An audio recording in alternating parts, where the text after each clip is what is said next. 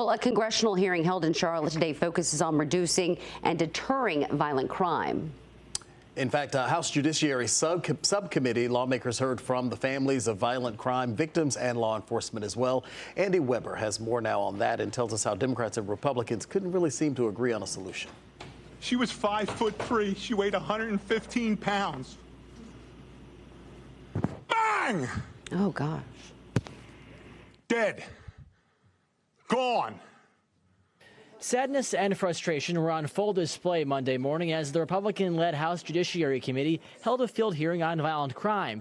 It came about a month after Irina Zarutska was brutally stabbed on Charlotte's light rail. Members heard testimony from the relatives of violent crime, including Logan Federico and Mary Collins. Their families argue the justice system failed to keep repeat offenders off the street and hold them accountable. Justice delayed is justice denied, and time is stealing our justice. Monday's hearing came down to a debate of the purse versus policy. Democrats blame a lack of funding for social services for violent crime, while Republicans place onus on liberal judges and politicians. But the hearing for me is not really about public safety. It's about my colleagues trying to paint Democrats as soft on crime, and we're not, and engaging in political theater.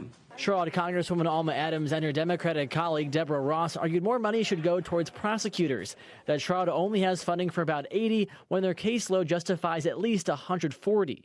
Which in turn leads to high turnover and not moving cases quickly enough.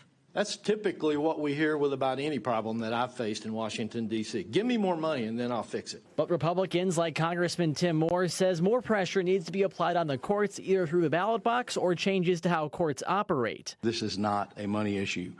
This is a policy issue. This is a choice that is made often by magistrates. And the GOP says they are working to pass bills that could limit federal funding if local courts fail to keep violent criminals behind bars. Unclear how long it would take for such a measure to become law.